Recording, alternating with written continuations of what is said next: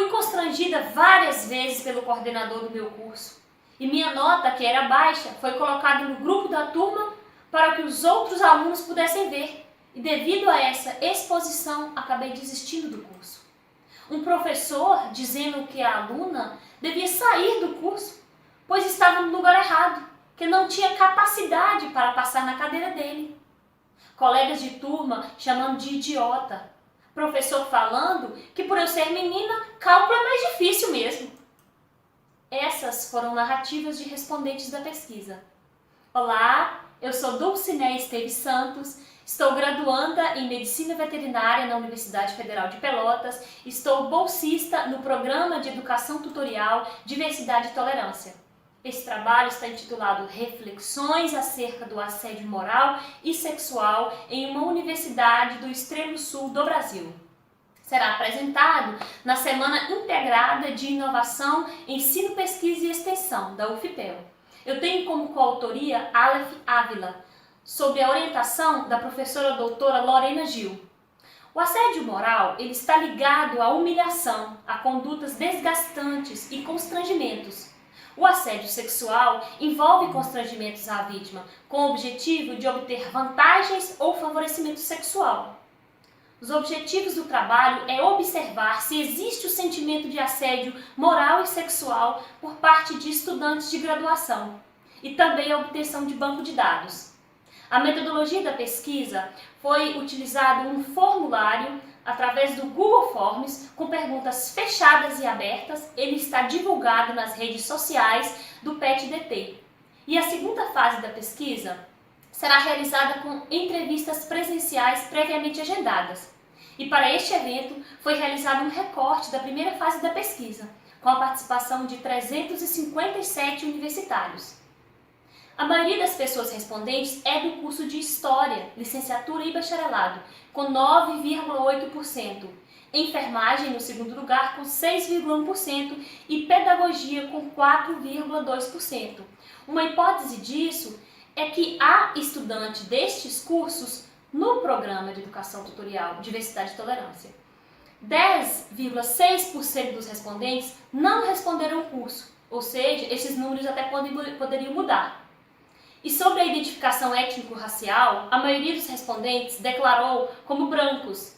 E isso poderia ser diferente, porque a gente sabe que depois da política de cotas, há maior número de negros e pardos na universidade. E sobre gênero, 71,7% são mulheres. Pode-se refletir ao fato de que a violência ela faça parte, principalmente, da vida das mulheres. Na primeira narrativa, o assédio sofrido pela aluna gerou desistência do curso. Já na segunda, o professor sugere que a aluna saia do curso, porque ela não era aprovada na cadeira dele. E já na terceira narrativa, houve assédio tanto por parte do professor quanto de colegas. E ainda sobre gênero, os respondentes homens foram 26%. E esse baixo número aponta para a situação de que eles mais praticam do que sofrem assédio. E 2,3% sem identificação de gênero. Concluímos aqui então que o assédio moral e sexual é uma questão presente no cotidiano de muitos universitários e ele traz complicações psíquicas, quedas de rendimento, depressão, transtorno de ansiedade, danos à saúde física e mental, além de prejuízos irreversíveis, com o fato de desistência da graduação e de sonhos relacionados ao futuro. Sugerimos mais pesquisas para que dê visibilidade, dê exposição ao problema, pois o assédio é um fator de risco de notificação compulsória no Sistema Único de Saúde. E embora a situação seja grave, não há relatos de denúncia por parte das pessoas respondentes. É preciso incentivar as denúncias e prestar apoio às vítimas, de modo que as pessoas denunciantes sintam-se seguras e protegidas. É necessário canais mais efetivos de denúncia, com resoluções mais rápidas.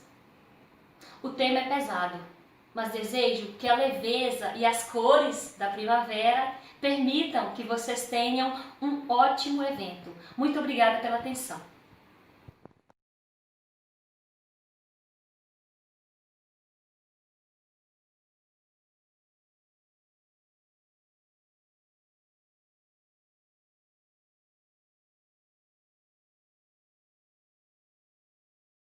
Olá pessoal, meu nome é Elias Eduardo Barbosa, eu sou graduando do curso de Biotecnologia, faço parte do Laboratório de Pesquisa em Doenças Infecciosas e sou orientado pelo professor Alan McBride. O meu trabalho se chama Avaliação da Eficácia de duas vacinas constituídas por proteínas recombinantes de membrana externa de leptospira em modelo animal de infecção aguda. A leptospirose é uma preocupante zoonose de distribuição mundial, considerada uma das maiores em termos de morbidade e mortalidade, causada por bactérias espiroquetas patogênicas do gênero Leptospira. Os ratos são os principais transmissores em zonas urbanas. Estima-se que a incidência global da doença seja de aproximadamente 1 milhão de casos e 59 mil mortes ao ano. A vacina clássica contra a leptospirose, a bacterina, é constituída por leptospiras inativadas e, apesar de ser usada na medicina veterinária, possui dois grandes problemas. Induzem proteção de curta duração e desencadeiam resposta imune somente contra os sorovários presentes na composição vacinal. Uma alternativa promissora ao uso de bacterinas está o desenvolvimento de vacinas recombinantes, que utilizem como alvos vacinais proteínas de membrana externa do patógeno, pois são elas que estão em contato direto com o hospedeiro. O objetivo deste trabalho foi testar em modelo hamster duas vacinas constituídas por regiões expostas de proteínas da membrana externa de leptospiras com potencial imunoprotetor.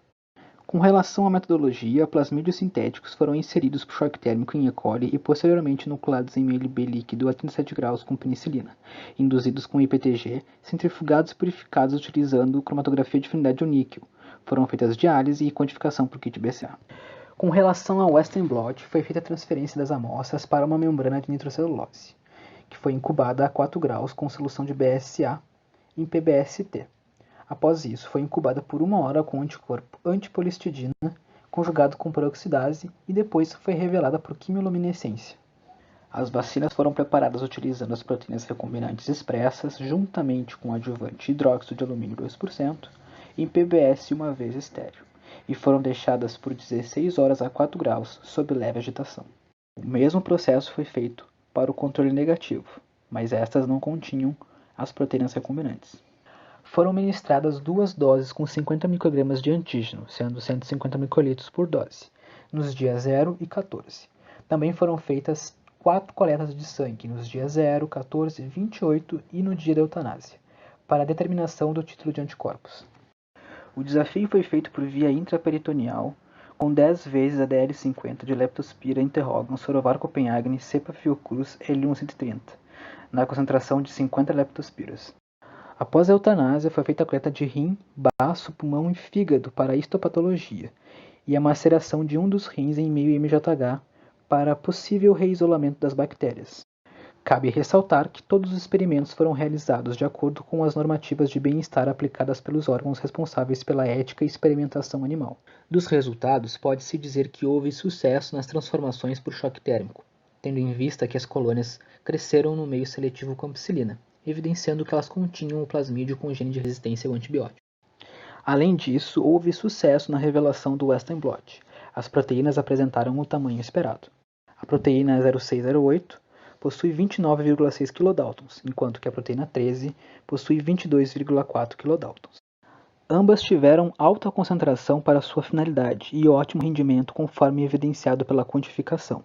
Além disso, com relação à eficácia das vacinas, nenhuma das duas foi capaz de conferir proteção aos animais desafiados. Para a proteína 0608, nenhum animal sobreviveu ao desafio letal, enquanto que um animal sobreviveu para a proteína 13. Os valores de P foram maiores que 0,05, confirmando que não há diferença estatística quando comparado ao grupo controle. Além disso, todos os animais eutanasiados apresentavam sinais clássicos da doença, e todos os animais que desenvolveram esses sinais e que foi feita a coleta dos rins, foi possível o reisolamento e cultivo in vitro de leptospiras, confirmando mais uma vez que eles estavam acometidos pelo patógeno. Deste trabalho, podemos concluir que houve sucesso na transformação e expressão das proteínas recombinantes e que ambas as vacinas separadas não apresentaram eficácia frente ao desafio letal. Mesmo que a execução tenha ocorrido de maneira adequada e que os alvos eram promissores, existe uma grande problemática no desenvolvimento de vacinas recombinantes contra a leptospirose, das quais podemos destacar como a falta de consenso sobre o modelo animal ideal, cepa e a dose de desafio, baixa reprodutibilidade entre os experimentos e também a falta de correlatos de imunidade para a leptospirose. Aqui estão as referências e os agradecimentos às agências de fomento.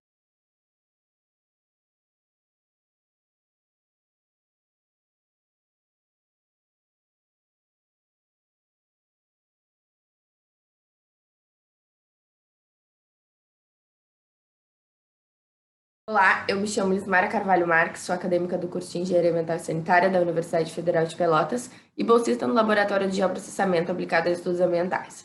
Tenho um trabalho titulado Levantamento dos Eventos Extremos de Arambaré, no Rio Grande do Sul, como orientadora a professora doutora Juliana Leandro. Para começar, então, os impactos dos desastres naturais vêm sendo uma grande preocupação, porque ele vem aumentando significativamente nos últimos anos, pois tem elevado o número de mortes e feridos, altos índices de doenças e desabrigados, além da destruição do meio ambiente e perdas econômicas. Esses eventos eles estão diretamente ligados à relação entre homem e natureza, pelo fato do homem ocupar áreas sem infraestrutura que dê conta das necessidades humanas e naturais. Com esse olhar, então, podemos analisar Arambaré, um município situado junto à foz do Arroio Velhaco, no Rio Grande do Sul, a qual foi emancipada no ano de 1992 do município de Camaquã, e que apresenta, de acordo com o IBGE de 2010, um território de 519,12 km² e aproximadamente 3.693 habitantes, e está localizado na região da Costa Doce. A metodologia do trabalho, fizemos uma pesquisa exploratória no Sistema Integrado de Informações sobre Desastres, com sites, jornais e artigos também, e principalmente relatórios da Defesa Civil. Então, com esse conjunto de dados, nós fizemos o uso e a gestão deles para trazer informações relevantes para definir um ponto de referência para fortalecer o município frente aos riscos desse desastre. Então, fizemos levantamento e cadastro sistemático dos eventos, assim como compreender o impacto econômico e social no contexto local causado por esses desastres. Arambaré é historicamente marcada por ser atingida por chuvas intensas, aqui coloca no ano de 2019, junto aos 23 locais em âmbito mundial, também afetados por esses eventos. E outro evento recorrente do município são as inundações. Assim, de acordo com o CRED de 2020, inundações e tempestades representam 68% do número total de pessoas afetadas por eventos extremos no ano de 2019. Como eu disse anteriormente, Arambaré é marcado por grandes enxurradas. Houve uma grande ocorrência em 1996 e dois eventos similares no ano de 2009. O primeiro na primeira quinzena de novembro e o segundo no início de dezembro. Nesse evento foi decretado estado de emergência porque ocorreram ventos de 80 a 100 km por hora, além de perda de 8 pessoas. Em 2015 foi um ano conturbado porque houve três enxurradas muito fortes, muito perto uma da outra, que não houve tempo da cidade se recuperar. Então, a primeira aconteceu em maio de 2015. Entre os dias 27 e 28, choveu cerca de 209 milímetros de chuva, atingindo 25 casas e deixando 30 moradores desalojados. Os prejuízos somaram R$335 mil. A segunda aconteceu entre os dias 18 e 21 de julho, também de 2015, com um total de 142,1 milímetros, transbordando o Arroio Velhaco e atingindo estradas e deixando 47 pessoas desalojadas, um prejuízo de mais de R$1 milhão. Em outubro de 2015, entre os dias 8 e 13, choveram cerca de 153 milímetros de chuva, transbordando novamente o Arroio Velhaco, dando um prejuízo de R$887 mil. Em agosto de 2018, choveu forte, fazendo que um cria-orla invadisse parte da pista e trancando o trânsito. Aqui são imagens das chuvas de 2015. Como vocês podem ver, houve o transbordo e danificou a recapagem de compactação do solo. A estrada atravessa Maria Gomes, também com transbordo, danificando a recapagem e a compactação do solo, entupindo o escoamento lateral da água e afetando a estrutura da ponte. Como eu disse, também é afetada por grandes secas. Em 2005 também foi um ano muito conturbado, porque segundo o CEPED e o Sistema Integrado de Informações sobre Desastres, a estiagem atingiu 15 municípios, decretando estado de emergência, assim como em 2020, que segundo a Emater, no ano de 2020, teve queda de 60 a 85% na produção da soja. Para concluir, o levantamento dos eventos é muito importante para a gente melhorar o planejamento de políticas públicas e rapidez para que nenhum desastre maior ocorra. E o Sistema Integrado de Informações sobre Desastres ajuda no levantamento desses desastres, mas tão importante quanto os novos dados é ter consistência dos que já existem, visto que estão sendo utilizados pelos tomadores de decisão no gerenciamento das medidas de mitigação e preservação dos desastres naturais. Então, as minhas referências bibliográficas, muito obrigada.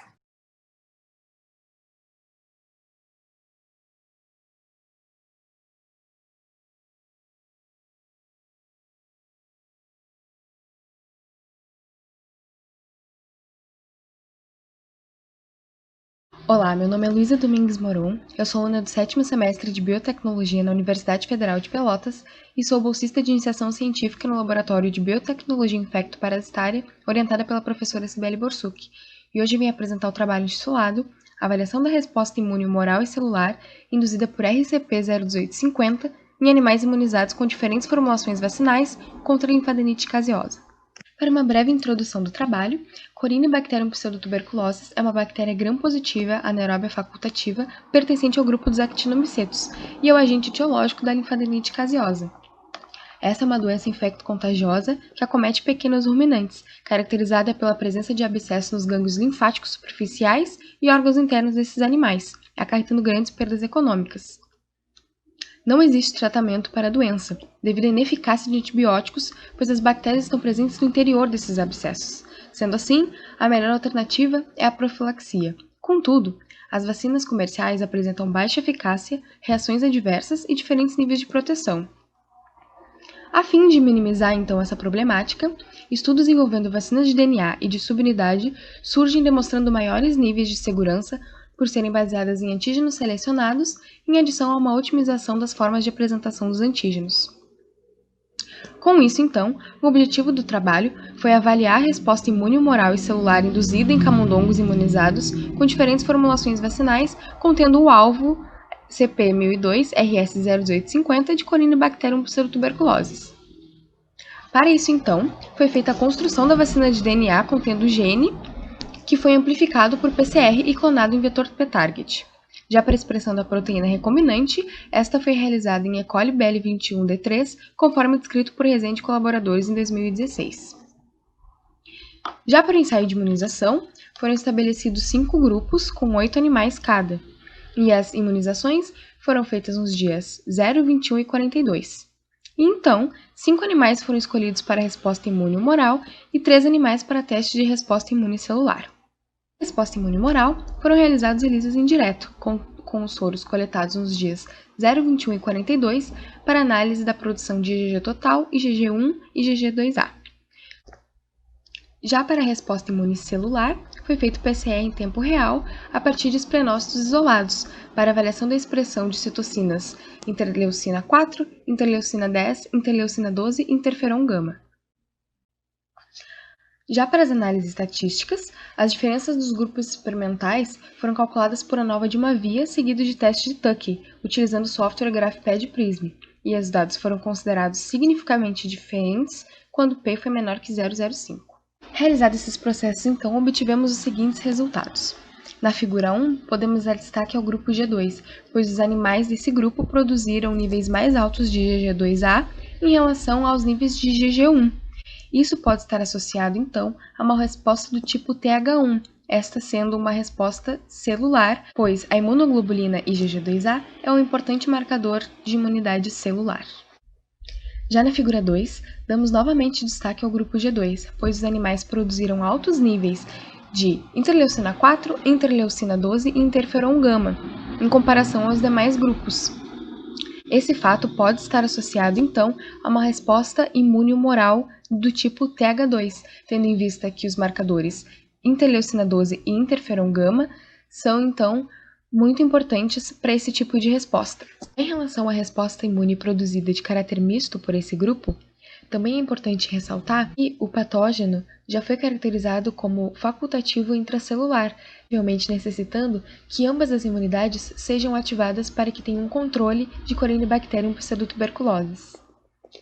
A partir disso, então, podemos inferir que a formulação vacinal contendo o alvo RCP-01850 associado ao adjuvante hidróxido de alumínio foi capaz de induzir uma resposta mista, TH1 TH2, nos animais imunizados com a mesma, uma vez que demonstrou a estimulação de imunidade celular e humoral, extremamente importantes para o controle de Corynebacterium pseudotuberculosis. Sendo assim, estudos utilizando esse alvo em estratégias vacinais devem ser desenvolvidos a fim de comprovar a sua eficácia no combate à linfadenite caseosa.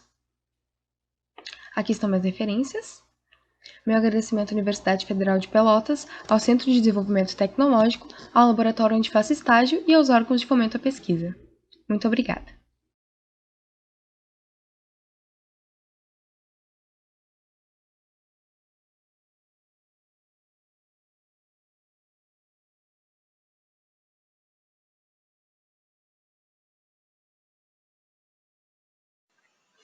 Olá, bem-vindos à apresentação do meu trabalho para o 29º Congresso de Iniciação Científica da Universidade Federal de Pelotas. Meu nome é Luísa Jardim Machado, eu sou aluna do 7º semestre do curso de Engenharia Hídrica, sou bolsista pelo Grupo PET de Engenharia Hídrica e também sou vinculada como pesquisadora voluntária no Laboratório de Hidrossensores, onde desenvolvo essa pesquisa intitulada Desenvolvimento de um turbidímetro de baixo custo para monitoramento in situ de águas naturais.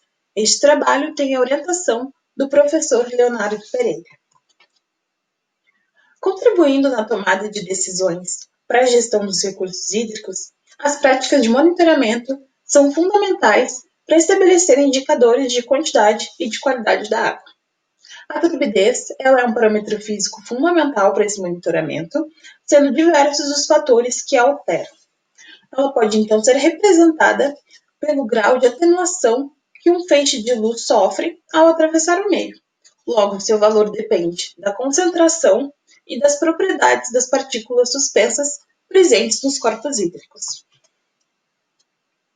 Bom, buscar o aperfeiçoamento de tecnologias existentes é um passo essencial para o avanço da gestão de informações sobre os recursos hídricos. Nesse sentido, o objetivo deste trabalho é fabricar um turbidímetro de baixo custo para medições in situ, podendo ser utilizado em plataformas de monitoramento autônomas.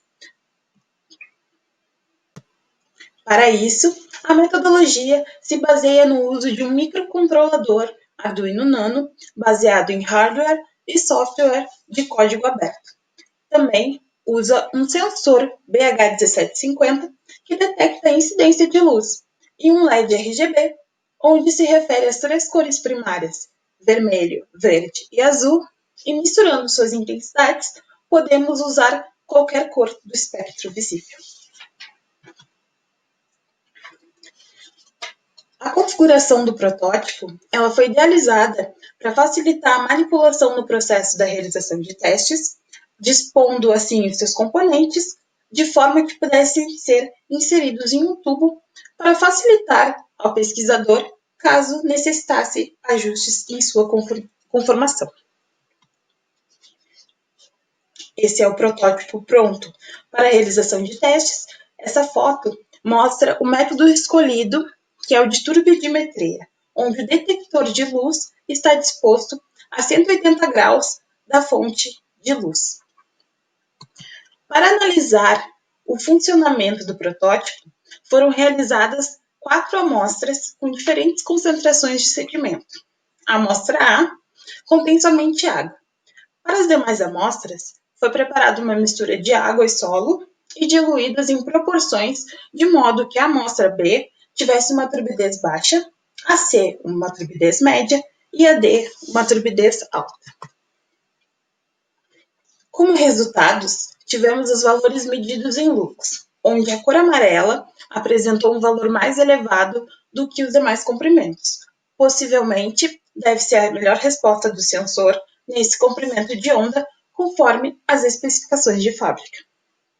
Observa-se também que quanto mais turva eram as amostras, para todos os comprimentos de onda, menores eram os valores de incidência de luz detectados pelo sensor.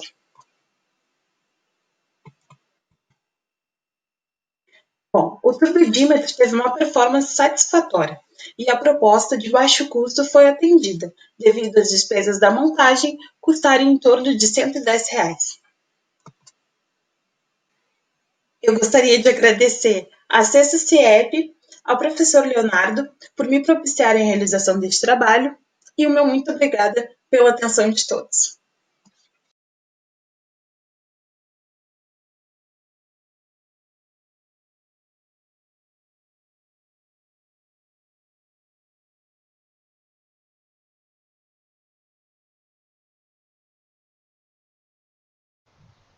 Olá, eu sou Marcelo Tortoleiro e hoje eu vou falar um pouco sobre a construção de exoscapes através de modelos multi-isotópicos de tecidos animais na região sul do Rio Grande do Sul.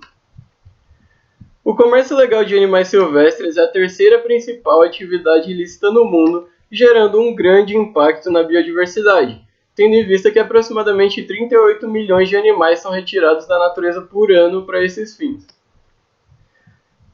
No Brasil, aproximadamente 80% dos animais traficados são aves. E um dos principais focos são os animais da família Emberizidae, que contém também a espécie Paroaria coronata, mais comumente conhecida como cardeal do topete vermelho, que é uma das aves mais apreendidas provenientes do tráfico no Rio Grande do Sul. Bom, devido ao tráfico de animais silvestres, os isótopos estáveis têm sido cada vez mais utilizados no âmbito forense, porque eles são marcadores dos ciclos biogeoquímicos que são específicos de cada região, gerando assim uma assinatura isotópica nos tecidos desses animais que vivem naquela região específica, permitindo assim que se construam isoscapes, que são mapas de variação isotópicas para uma determinada região, e então determinando a origem e as rotas de tráfico. Bom, então esse estudo tem como objetivo verificar o potencial dessas isoscapes para rastrear o comércio ilegal de animais silvestres na porção sul do Rio Grande do Sul. Essa figura traz um resumo do que será realizado nesse trabalho. Bom, primeiramente será feito um estudo teórico sobre as bases biogeoquímicas, como esses isótopos estáveis se incorporam aos tecidos animais, bem como uma variação temporal entre os tecidos, a variação de tempo que esses isótopos demoram para se incorporar em diferentes tipos de tecidos. Então, para esse estudo serão utilizadas aves residentes de vida livre que chegarem ao Núcleo de Reabilitação de Fauna Silvestre, Centro de Triagem de Animais Silvestres da Universidade Federal de Pelotas, com foco na espécie Paroaria coronata, que, como eu mencionei anteriormente, é o cardeal de topete vermelho. Também serão utilizados outros passeriformes residentes que chegarem ao Nurfcetas e mamíferos atropelados também, com o intuito de aumentar o número de indivíduos analisados. E então serão analisados sangue, penas, garras e pelos desses animais. Bom, com base nos resultados de isótopos estáveis nesses tecidos, serão construídas as isoscapes para cada elemento.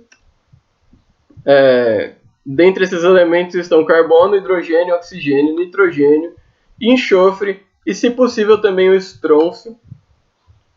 Então, com essas isoscapes construídas, será feito um teste de atribuição isotópica que é para chegar numa região mais específica para cada indivíduo, o que levará em consideração as isoscapes de diferentes elementos até que se chegue a uma região mais específica para cada um dos indivíduos, criando assim um banco de dados isotópico para tecidos de animais na porção sul do Rio Grande do Sul.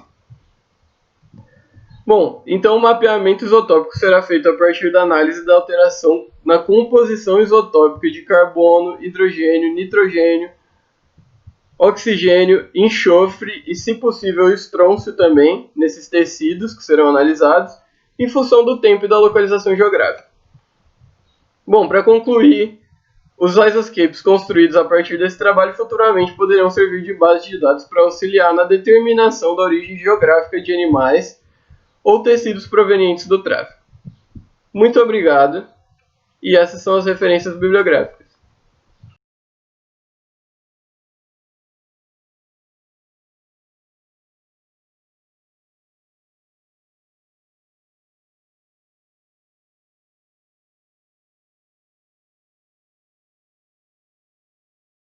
Olá, meu nome é Maíma Aragão Campos, sou aluna do curso de Cinema e Audiovisual da UFPEL e bolsista do projeto MatLibras. Estou aqui para relatar como foi o nosso processo de realização de uma pesquisa bibliográfica inicial, utilizando como termo de busca matemática e surdo. Então, o título do nosso trabalho é Matemática e Surdo, Resultados Iniciais da Pesquisa Bibliográfica para o Projeto MatLibras. Tem como autores eu e Helena Pinto da Luz e a professora Tatiana Lebedeff, sob orientação da professora Thaís Grutzman. Então, esse trabalho diz respeito a uma pesquisa bibliográfica inicial para o Projeto MatLibras. O nosso tema de interesse era a utilização de Libras como ferramenta de ensino de matemática para crianças surdas. Primeiramente, eu vou introduzir um pouco sobre o que é o projeto. MatLibras é uma abreviação para a produção de videoaulas de matemática básica com tradução em Libras e é um projeto do Instituto de Física e Matemática da UFPEL, uma parceria entre o Departamento de Educação Matemática, o Centro de Letras e Comunicação e o Centro de Artes.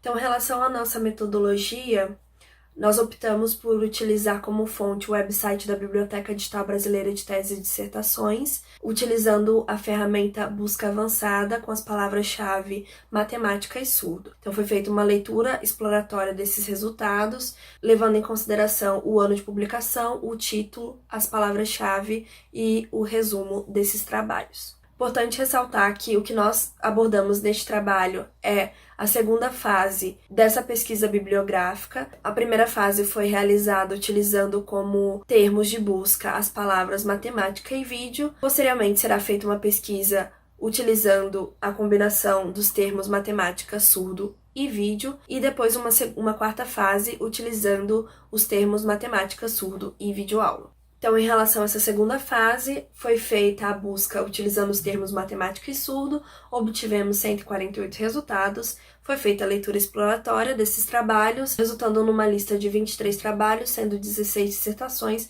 e 7 teses. Então, o próximo passo foi fazer uma comparação com a lista de resultados da primeira fase. Depois dessa comparação, percebemos que 6 trabalhos apareciam nas duas listas, então optamos por realocá-los dentro da lista a qual eles estavam mais relacionados. 4 trabalhos permaneceram na lista da segunda fase e 2 trabalhos na lista da primeira fase. Dessa forma, a lista da segunda fase passou de 23 trabalhos para 21 trabalhos. A partir de então, foi feita a reanálise desses trabalhos e categorização deles em 3 grupos, de acordo com as temáticas abordadas. Então, o primeiro grupo era daqueles trabalhos que abordavam principalmente instrumentalização em linguagem matemática, o segundo daqueles que tinham a ver com tradução e bilinguismo, e o terceiro que abordavam visualidade e narrativa no ensino de matemática para crianças surdas. Nesse primeiro grupo ficaram realocados 5 trabalhos, sendo 4 dissertações e uma tese. No segundo grupo, 9 trabalhos, sendo 5 dissertações e 4 teses. E no último grupo, 7 trabalhos, sendo 5 dissertações e 2 teses.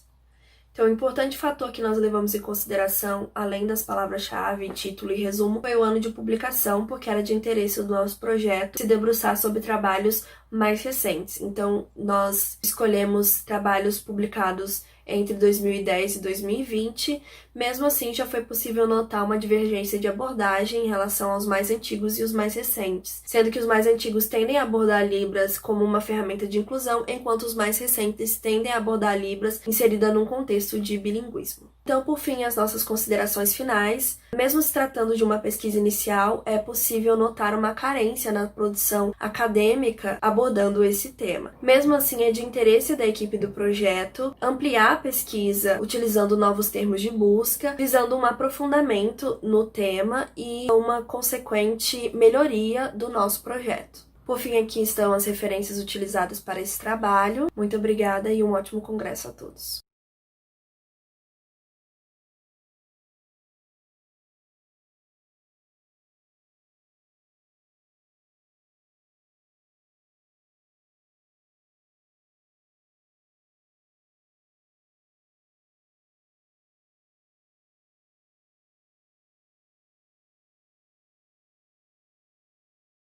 Olá pessoal, tudo bem com vocês? Você é estudante e já ouviu a frase que universidade é fácil, só precisa estudar? Será que é realmente isso mesmo?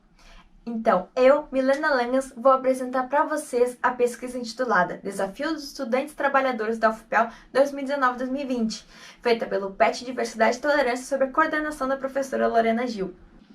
O mercado de trabalho brasileiro, tal como percebemos hoje, se construiu a partir da abolição da escravatura e do processo de modernização econômica dos anos 30. Tendo em vista esses eventos, foi produzida a possibilidade de situações de informalidade. A informalidade é pensada, portanto, como um conceito histórico e sociológico, baseado em uma definição jurídica, ou seja, são informais os empregados que não possuem carteira de trabalho assinada, vínculo empregatício, direitos e benefícios como o 13º salário, dentre outros. Em relação às universidades, até a década de 70, as instituições de ensino superior brasileiras eram compostas em sua maioria por jovens que pertenciam à elite do país. Após o ano de 2012, foram criadas novas universidades públicas e oferta de bolsas em instituições particulares, pelo ProUni, e a partir da aplicação de recursos do FIES, além da preconização de uma política de cotas que possibilitou a entrada de jovens de baixa renda e de ensino público nas universidades. Para esta pesquisa realizada pelo PET Diversidade e Tolerância, os objetivos foram conhecer quais as formas de trabalho encontradas para complementar a renda, perceber quais as motivações que os levaram a procurar trabalho e saber se essa renda é determinante para a manutenção dos estudos. A metodologia utilizada foi uma análise quali-quantitativa por meio de um questionário online formulado via Google Forms, com 33 questões abertas e fechadas, que possibilitaram a construção de pequenas narrativas, permitindo conhecer um pouco mais sobre a realidade dos alunos. As respostas foram analisadas de forma anônima. Esse formulário foi enviado aos estudantes de graduação da UFPEL via redes sociais durante os meses de março a junho de 2020. Para análise de conteúdo foi utilizado o software Excel. Coletou-se 184 respostas de alunos oriundos de 22 unidades acadêmicas e 35 diferentes graduações. Foi observado que 57,6% dos estudantes que participaram da pesquisa são bolsistas da PRAE e destes 76,4% recebem mais de 2 auxílios, e 40,8% dos estudantes respondentes não recebem nenhum auxílio da PRAE e nem bolsa de estudos. Referente ao trabalho em 2019, 30,9% dos estudantes trabalharam no mercado formal e 76,1% trabalharam no mercado informal. Já em 2020, 71,7% trabalharam informalmente e a atividade mais citada foi freelancer, cujo termo abarca uma série de atividades que podem ser bastante diversas. A renda de trabalho é necessária para a sobrevivência de 83,7% dos estudantes que participaram da pesquisa. Sobre a pergunta relacionada ao pagamento de dívidas, 48,9% relataram que às vezes conseguem se manter e pagar suas contas. Algumas dificuldades foram citadas pelos universitários para a integralização da graduação, como a disposição das disciplinas ao longo do dia nos cursos diurnos. Dessa forma, o aluno precisa realizar suas atividades nos horários disponíveis. Por isso, prefere ocupações que possam ser exercidas fora do horário comercial ou que tenham flexibilidade de carga horária, pois necessitam conciliar as aulas com o trabalho. E ainda a incerteza de conseguir renda suficiente para suprir as necessidades básicas, como apresentamos nos relatos a seguir. O que considero que tenha sido complexo é conciliar o trabalho com as atividades acadêmicas, considerando que além do período de aula há uma grande quantidade de exercícios, leituras, etc., e que precisam ser realizadas em casa, e quando se precisa acordar todos os dias às 5 horas se torna uma tarefa exaustiva. Em parte do meu curso quase nem dormia, pois tinha que me manter acordada durante a madrugada para fazer trabalhos, estudar para a prova e no dia seguinte trabalhar o dia todo e ir para a aula à noite. Ficava virada noites e noites. Dessa forma, os estudantes narram que não possuem tempo livre, sentem cansaço físico e mental pela dupla jornada e não possuem tempo para as atividades acadêmicas, pois muitas vezes trabalham aos finais de semana, em qualquer horário disponível. E ainda assim, esse esforço não é suficiente para pagar as contas, o transporte até a faculdade, a alimentação e também o lazer. Foram relatados também preconceito racial e de gênero devido às atividades exercidas. Conclui-se, então, que esses alunos apresentam dificuldades de conciliar uma graduação a um ou mais trabalhos e sugerem ações para que a universidade garanta a permanência desses alunos, como aulas em um turno único. As respostas, especialmente as abertas, apresentam as dificuldades com as quais os estudantes vivem, bem como a necessidade de a universidade mudar, tendo em vista não só incluir, mas fazer com que as pessoas permaneçam no espaço educacional.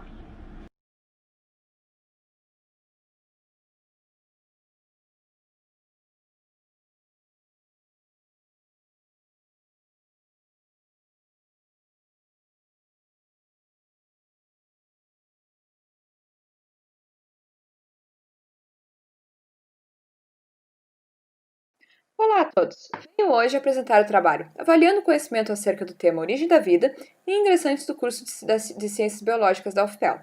Esse trabalho foi feito com a participação de Juliane Costa, Robledo Gil e César Dramer e sob orientação da professora Marla Piombini. A questão da origem da vida é uma que acompanha a humanidade desde os seus primórdios, como podem averiguar os nossos escritos mais antigos. Procuramos explicações diversas para essa pergunta, desde de cunho religioso até científico nos tempos mais modernos.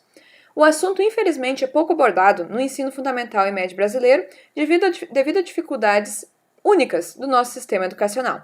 É uma base importante para os cursos das áreas biológicas e, portanto, efetuamos esse projeto para averiguar os níveis de familiaridade dos alunos com hipóteses do assunto.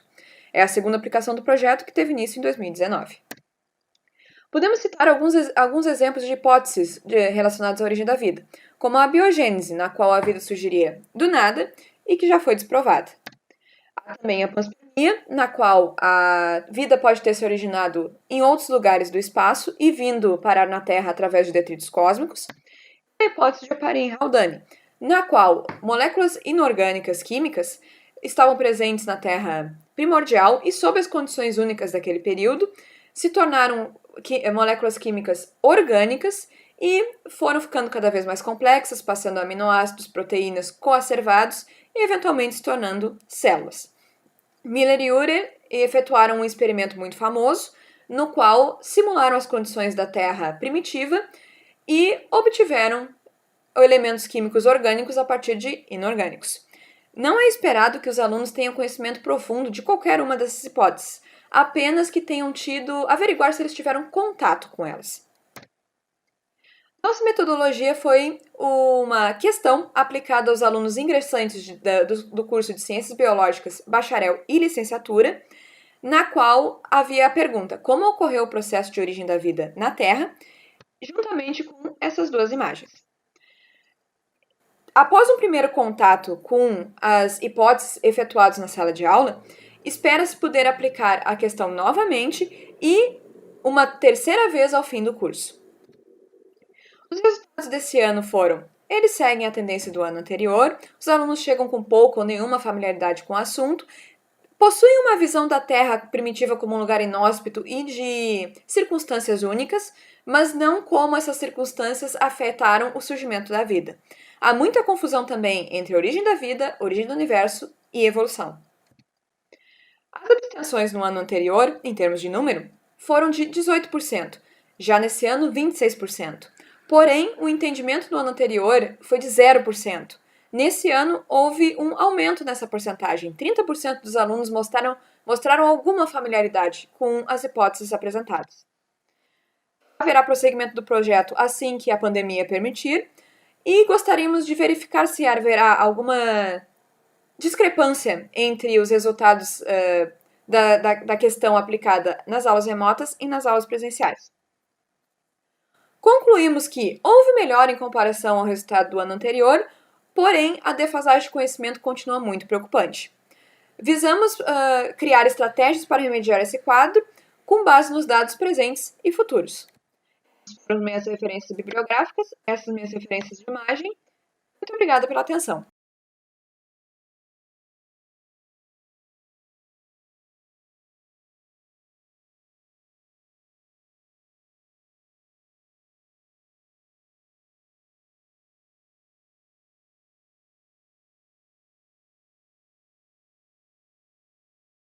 Análise do pensamento algébrico a partir de padrões geométricos nos anos finais do ensino fundamental. Olá, eu me chamo Valesca, sou estudante do curso de Licenciatura em Matemática da Universidade Federal de Pelotas, faço parte do grupo de pesquisa Ensino de Álgebra, um panorama da escola-universidade, e hoje venho apresentar para vocês um dos resultados alcançados pela equipe que visa analisar o pensamento algébrico dos alunos dos anos finais do ensino fundamental a partir de uma questão envolvendo padrões geométricos. A equipe é composta pela professora Daniela Hoffmann, do Departamento de Educação Matemática do IFM, UFPEL, pela professora Andréa Morgado, do Departamento de Matemática e Estatística do Instituto de Física e Matemática, UFPEL, pela professora da Rede Municipal de Pelotas, Ayana Bilhalva, e os graduandos de Licenciatura em Matemática da UFPEL, Frederico Blanc e Valesca Gouveia. Um problema muito comum visto entre os alunos dos anos finais do ensino fundamental em matemática é o processo de encontrar o x. Fiorentini, Miorin e Miguel descrevem o pensamento algébrico como um tipo especial de pensamento que pode se manifestar não apenas nos diferentes campos da matemática, como também em outras áreas do conhecimento, e que este pode ser representado das diferentes formas, linguagem natural, aritmética, geométrica ou algumas criações de linguagem específica para esse fim, ou seja, a linguagem algébrica. Conhecer a educação algébrica de algumas escolas públicas a partir da investigação acerca do pensamento algébrico de alunos do ensino fundamental é um dos objetivos de pesquisa de nosso projeto. Assim, foram elaboradas atividades para serem aplicadas com esses alunos a partir de caracterizadores do pensamento algébrico. Inicialmente, as atividades foram aplicadas com uma turma de 8º ano de uma escola parceira da cidade de Pelotas, num total de 5 encontros. Os encontros duraram em torno de 45 minutos e contaram com a presença em média de 10 alunos. Aqui, apresento a terceira atividade realizada. A coleta de dados para análise se deu a partir das folhas com as resoluções dos estudantes, de anotações realizadas pela equipe e de gravações de áudio que buscavam captar as discussões entre os participantes. As análises foram realizadas durante reuniões de equipe semanais, nas quais foram feitas transcrições de áudios gravados, leitura dos registros escritos, comparações entre as resoluções dos participantes e classificação das mesmas conforme embasamento teórico sobre os caracterizadores do pensamento algébrico. Com a análise, foram identificadas 4 categorias como representação do pensamento algébrico dos alunos: linha ou coluna com legenda, coluna, outras sequências. Aqui serão apresentadas 2 categorias que representam estratégias de resolução diferentes. As demais diferenciam na forma de representação das cores, com ou sem legenda, e pela cor final, material utilizado. Categoria linha ou coluna. Para a categoria linha ou coluna, a equipe identificou que os alunos completaram todos os losangos de acordo com o padrão proposto, considerando 6 cores. Infere-se que os estudantes podem ter analisado a malha ou apenas por linhas de cubos, ou apenas por linhas de losangos, ou apenas por colunas de losangos, ou por linhas e colunas simultaneamente. Categoria coluna.